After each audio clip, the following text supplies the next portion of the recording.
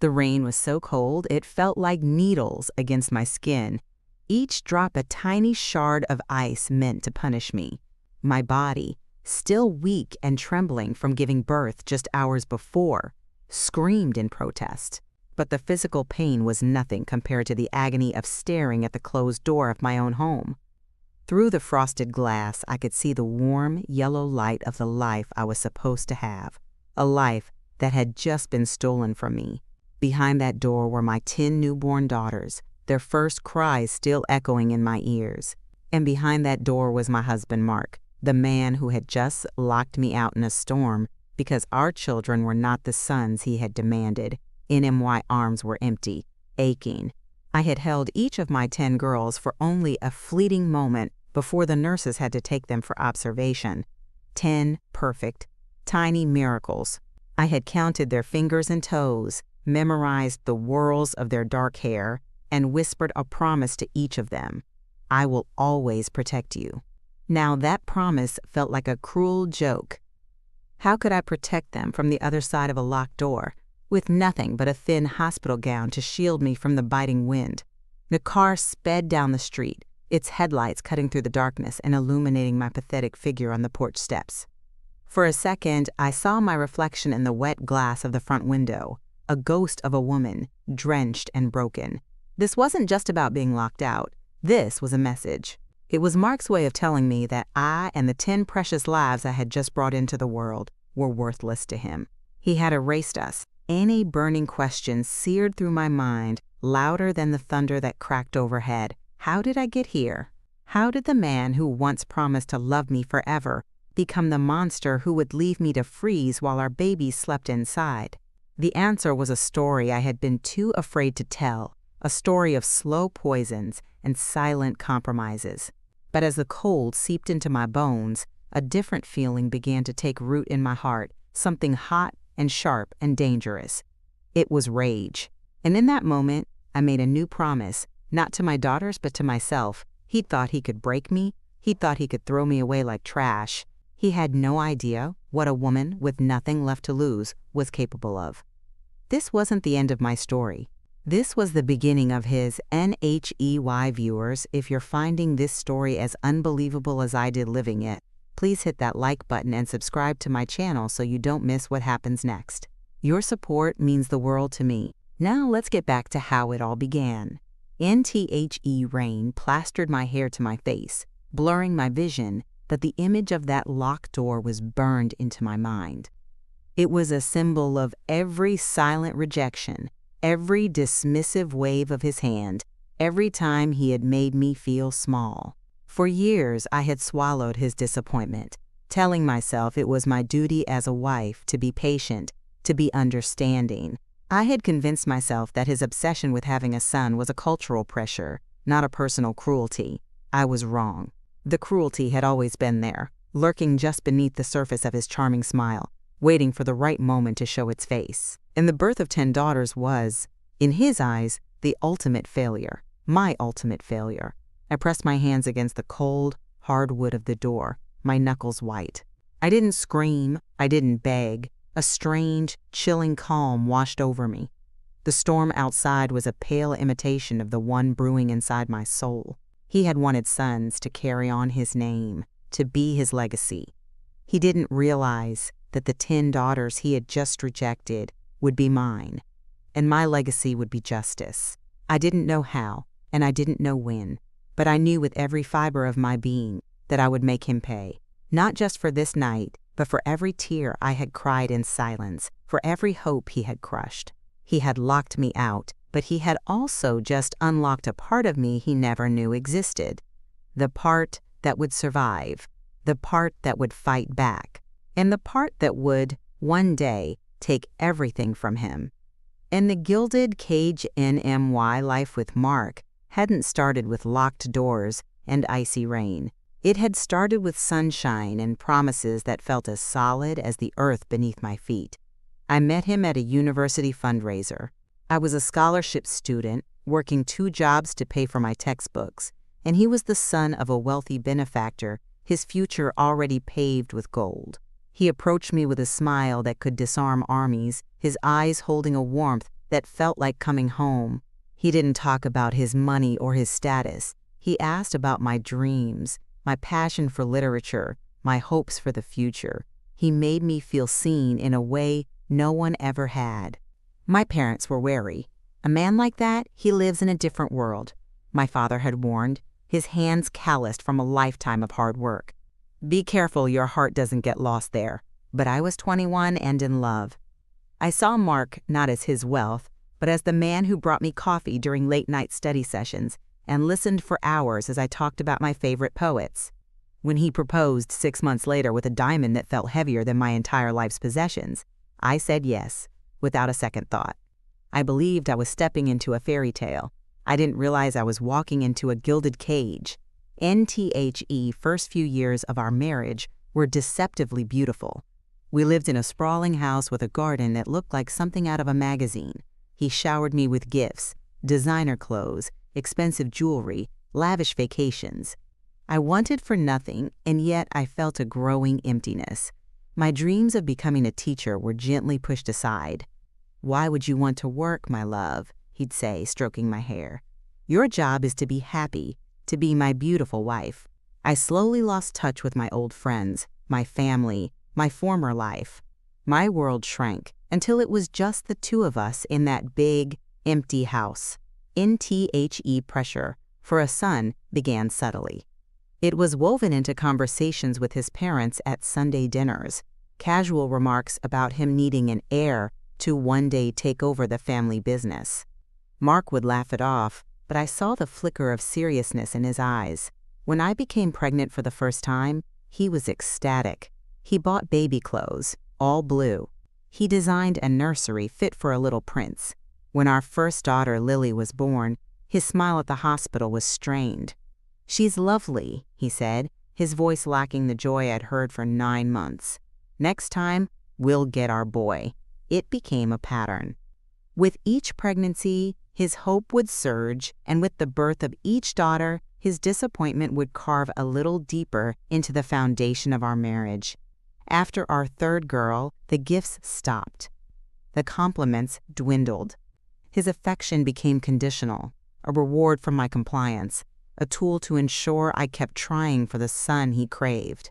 He never raised his voice, never laid a hand on me, but his disapproval was a constant suffocating presence. He controlled the finances completely, giving me an allowance as if I were a child. I had no access to our bank accounts, no car in my own name, no way to leave even if I wanted to. The gilded cage had become a prison, and I hadn't even noticed him locking the door. NTHE pregnancy with the decuplets was a shock, a medical marvel that left doctors stunned. For me, it was terrifying. My body was pushed to its absolute limit.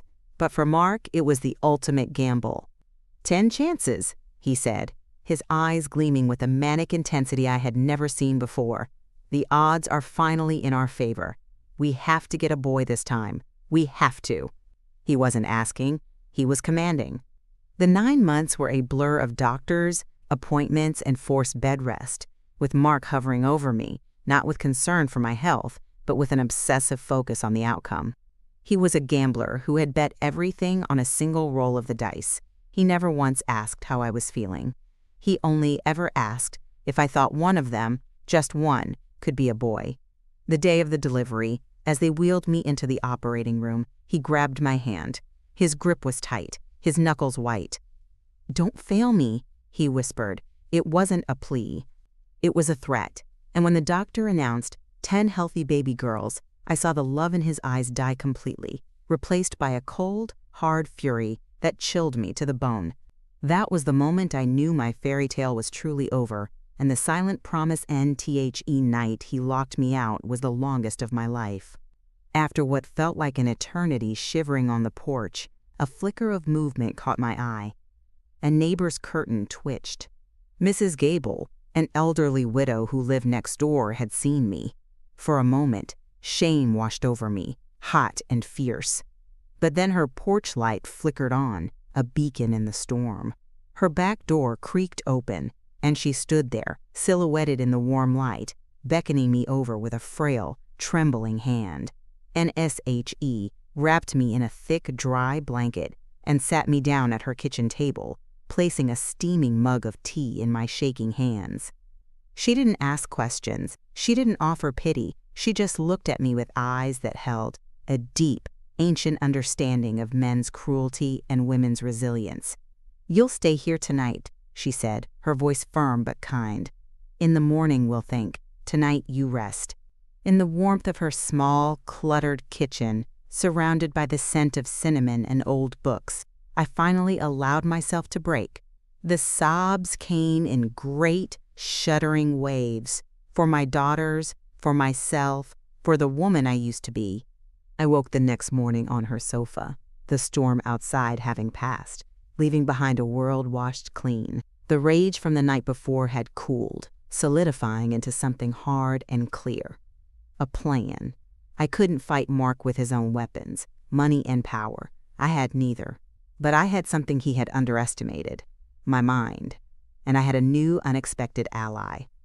Mrs. Gable, it turned out, was more than just a kind neighbor. Her late husband had been a forensic accountant. For 40 years she had helped him with his work, learning the intricate dance of numbers, the art of finding secrets hidden in plain sight.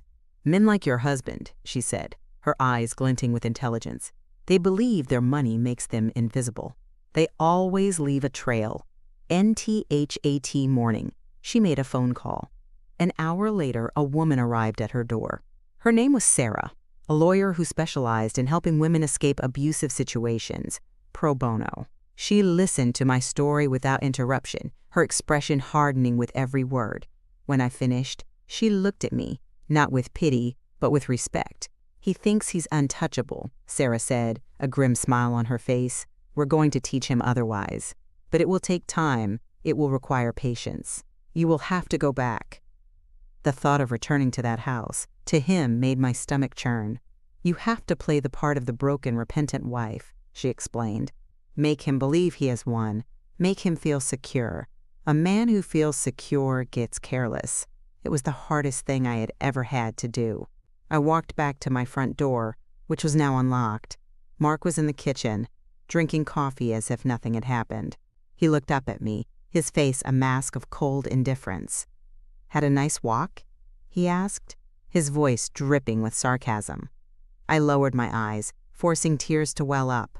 "I'm sorry," I whispered, the words tasting like poison on my tongue. I was emotional. "Please, let me see the girls." His expression softened, a flicker of smug satisfaction in his eyes. He had won. He had broken me. Or so he thought. NHE led me to the nursery, where 10 tiny bassinets were lined up in a row. My heart ached as I looked at their perfect faces. My daughters. My reason. As I picked up the first one, her tiny hand wrapping around my finger, I made a silent promise to all of them. I will endure this. I will play this game. I will smile while he insults me. I will serve him while he ignores you. And I will gather my strength in the shadows. And one day, I will walk out of this prison with all 10 of you, and we will be free. He will not win. From that day on, I lived 2 lives. In one, I was the meek, defeated wife. In the other, I was a quiet warrior, gathering intelligence, documenting every cruelty, and, with Mrs. Gable's secret guidance, learning to read the financial documents Mark so carelessly left on his desk. My revenge wouldn't be swift and loud. It would be a slow, meticulous dismantling of the empire he loved more than anything, more than his own children. He had started a war. I was going to end it, and the education of a warrior NTHE years that followed were a masterclass in deception. On the surface, our lives returned to a twisted version of normal. Mark had what he wanted, a wife who was submissive and silent, who no longer challenged him, who ran his perfect home and raised his 10 disappointments without complaint. He paraded me at social functions, a beautiful, broken accessory on his arm. He had no idea that behind my vacant smiles and downcast eyes, a revolution was brewing. NMY daughters were my co-conspirators, though they didn't know the full extent of the plan. I raised them not to be princesses in a tower, but to be warriors. I taught them to be observant, resourceful, and fiercely intelligent. While Mark dismissed their education as a waste of money, I fought for them to attend the best schools. When he wasn't home, our house was not a place of quiet servitude. It was a library, a laboratory, a debate hall. We read books he would have deemed unsuitable for girls, books about finance, law, strategy, and history's most powerful women. Knowledge, I told them, is a weapon no one can take from you. NMRs. Gable was my secret tutor. Twice a week, under the guise of having tea, I would visit her. Her cozy kitchen became my war room. She taught me how to read a balance sheet, how to spot shell corporations, how to trace the flow of money through complex offshore accounts. Mark's arrogance was my greatest asset. He left his laptop open, his office unlocked, believing I was too simple-minded to understand any of it. I became a ghost in my own home, photographing documents with a burner phone while he slept, downloading files onto a hidden thumb drive, piecing together the puzzle of his financial empire. I discovered the rot at the core of his wealth. He wasn't just a savvy businessman, he was a crook. He was engaged in massive tax evasion, money laundering, and illegal real estate deals that had defrauded dozens of smaller investors. He had built his kingdom on the ruins of other people's lives.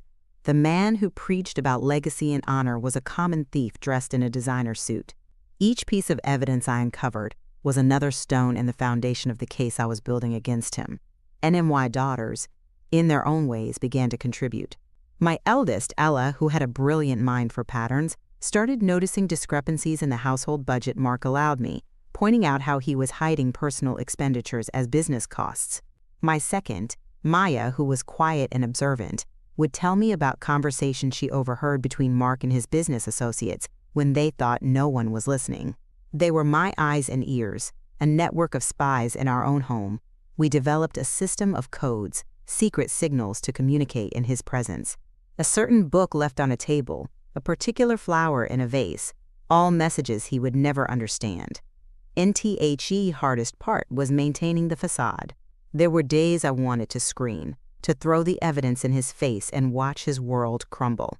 There were nights he would make a cruel remark about the girls, and the effort it took not to react felt like swallowing fire. I remember one evening at his company's annual gala, a business partner clapped him on the back and said, "10 girls, Mark, you poor bastard. Still trying for that boy?" Mark laughed, a hollow performative sound. "What can I do?" he said, shrugging. "At least they're pretty." I stood beside him, smiling, my heart a block of ice. But I saw the look in my daughter's eyes. They were 10 years old now, and they understood. They saw him for what he was. And in their eyes, I didn't see hurt. I saw the same cold, patient fire that burned in me. We were waiting. Our time was coming. The first crack in the armor NTHE tipping point came on the girl's 13th birthday. 13 years had passed since the night he had locked me out in the rain. 13 years of me playing the part of the docile wife, of gathering evidence in the shadows, of forging my daughters into an army of brilliant, resilient young women. Mark had grown comfortable in his power, so secure in his belief that he had broken me that he had become sloppy. NFOR their birthday, I had planned a simple celebration at home. A cake, some gifts I had bought with money I'd secretly earned from freelance translation work. Mark, however, had other plans. He had just closed a major real estate deal, one I knew was fraudulent, and he was in a mood to show off. He announced at breakfast that he was taking the family out to the most expensive restaurant in the city. It wasn't a celebration for the girls. It was a performance for his ego, and at the restaurant, he was insufferable. He ordered for everyone, dismissing the girls' preferences with a wave of his hand. He spoke loudly about his business success, holding court for the nearby tables. My daughters sat in a silent, united front, their faces polite masks that betrayed nothing of the storm brewing beneath. The final straw came with the gifts. He presented each of them with a small, identical jewelry box. Inside each box was a delicate, expensive, but utterly impersonal pearl necklace. "For your future wedding days," he said with a magnanimous smile, "so you can attract good, wealthy husbands. It's the best a girl can hope for." NTHE insult hung in the air, thick and suffocating. He wasn't just devaluing their intelligence and their dreams. He was reducing their entire existence to a single purpose: to be ornaments for other men. I saw a flicker of pain in my youngest daughter's eyes, and that was it. The years of pent-up rage ignited, and I placed my napkin calmly on the table. "Actually, Mark," I said, my voice quiet but carrying across the table with chilling clarity, "I think they have other plans." NHE looked at me, stunned into silence. I hadn't contradicted him in public in over a decade. "What did you say?" he asked, his voice low and dangerous. This was it, the moment the war went from cold to hot. I looked at each of my daughters, and they looked back at me, a silent signal passing between us. It was time. "Ella, here," I said, turning to my eldest, "has already been accepted into a summer program at MIT for advanced mathematics. She thinks she'll be a bit too busy pioneering quantum computing to worry about attracting a husband. Maya has written a novel that has caught the interest of a literary agent, and Sophia has designed a water purification system that won the state science fair." I went down the line, listing an incredible, true achievement for each of my 10 daughters, my voice growing stronger with each name. The girls sat up straighter, their masks falling away to reveal proud, defiant smiles, NTHE color drained from Mark's face. He was being challenged, humiliated, in his own arena. The nearby tables had fallen silent, all eyes on us. "This is not the time or the place," he hissed, his hand gripping his wine glass so tightly I thought it would shatter. "You're right," I said, standing up. "It's not the place for us anymore." I looked at my daughters. Girls, in perfect unison, all 10 of them stood up, placed their pearl necklaces on the table, and walked out of the restaurant without a backward glance. I was the last to leave. I paused at the door and looked back at him. He was alone at the center of a silent staring room, his face a mixture of shock and pure fury. For the first time in 13 years, he looked small. He looked weak. It was the first crack in his armor, and I knew with absolute certainty that I was about to shatter the rest of it into a million pieces. The Empire Falls NTHE walk home from the restaurant was silent, but it was a silence filled with power and anticipation. When we stepped through the front door, the house no longer felt like a prison. It felt like a battlefield we were about to conquer. The girls moved with quiet efficiency, each to their own room, gathering their most important belongings. There was no fear, no hesitation. They were ready, and I went to Mark's office. It was my final visit. I didn't need to steal any more information. I already had everything. The thumb drive containing years of meticulously organized evidence, copies of fraudulent contracts, recordings of incriminating phone calls, detailed logs of his offshore accounts, was safely in my pocket. This visit was purely symbolic. I looked at the large, ornate desk where he had signed deals that ruined people, the chair where he sat and judged me, the family photos where he smiled like a benevolent king. With a calm, steady hand, I swept it all onto the floor. When Mark stormed into the house an hour later, his face was a thundercloud of rage. "How dare you?" he roared, his voice echoing through the grand foyer. "You humiliated me." "No," I said, meeting his gaze without flinching. I was standing at the top of the main staircase, my 10 daughters lined up behind me, a silent, formidable wall. We just told the truth. "It's you who should be humiliated." NHE laughed, a harsh, ugly sound. "You have nothing. You are nothing without me. You'll come crawling back by tomorrow, begging me to take you in." "I don't think so," I said. I held up the small thumb drive. "This is your life, Mark. Your real life. The tax fraud, the money laundering, the shell corporations. It's all here. And I've just sent a copy to the SEC, the IRS, and the top investigative reporter at the city's biggest newspaper. I believe her headline is going to be something along the lines of Philanthropist of the Year or Fraud of the Century." NTHE blood drained from his face. The fury was replaced by a dawning, sickening horror. He looked from the thumb drive to my face, to the 10 impassive faces of his daughters standing behind me. He finally understood. This wasn't a marital spat. This was a coup. "You wouldn't," he whispered, his voice cracking. "I already have," I replied. "And Mrs. Gable, your sweet, elderly neighbor?" Her late husband was a forensic accountant. She's been my tutor for the past decade. She's also prepared to testify about the financial abuse you've inflicted on me and these children. NHE staggered back, his hand reaching out for the wall to support himself. He looked at his daughters, his eyes pleading for the first time in their lives. "Girls, please, you're my children." Nella stepped forward, her voice as cold and clear as ice. "We are our mother's daughters," she said, "and you are nothing to us." NTHAT was the blow that finally broke him. The rejection from the children whose love he had never wanted but whose loyalty he had taken for granted. He sank to his knees, a broken man in a broken kingdom. His empire wasn't just falling. It had already fallen. He just hadn't known it. We turned and walked out the door, leaving him kneeling amidst the ruins of his life. We didn't look back. The air outside had never smelled so sweet. The world had never looked so bright. We were free, and a legacy of Queenjan. Justice, when it finally comes, is not a single, dramatic event. It is a series of quiet, decisive moments that build a new reality. The news story broke the next morning, and it was a firestorm.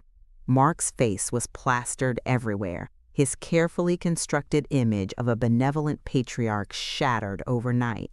His assets were frozen, his business partners deserted him, his powerful friends stopped answering his calls. He lost everything: the house, the company, the reputation he valued more than human life.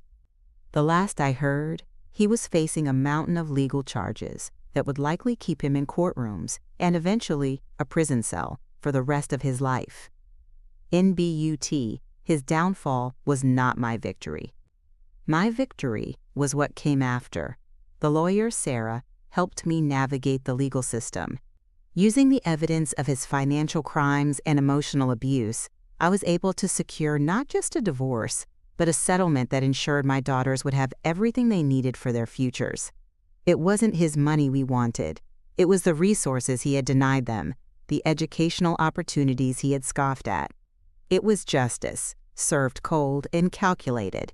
NWE moved into a modest but comfortable home, one filled not with oppressive silence, but with laughter, debate, and the sounds of 10 brilliant minds at work. I finally pursued my own dream, getting my teaching degree online and eventually starting a nonprofit organization dedicated to helping women and children escape domestic abuse, funded by the very settlement that came from Mark's downfall. I used the weapons of my oppressor to build a sanctuary for others. And my daughters? They became legends. They were not just the 10 girls. They were 10 forces of nature, each carving her own path. Ella did go to MIT and is now a leading mind in her field. Maya published her novel to critical acclaim. Sophia's water purification system is now being used in developing nations. From law to medicine, from art to engineering, they excelled, not in spite of their past, but because of it. The resilience, intelligence, and strength I had forged in them became the foundation of their incredible lives. Years later, on the day my youngest daughter graduated from law school, all 10 of them stood with me. They were no longer girls, but powerful, accomplished women. They pooled their resources and presented me with a deed. They had bought back Mrs. Gable's old house, the place where my new life had begun, and had it renovated for me. "Every queen needs a castle," they said, their eyes shining with love and pride. And as I stood on the porch of that small, kind house, I thought back to that night in the rain. I remembered the cold, the fear, the utter desolation. I remembered the man who believed that daughters were a curse and that I was worthless. He had wanted a legacy of sons to carry his name. Instead, he got justice. And I got a legacy of 10 queens who are now changing the world. And I learned the most powerful truth of all.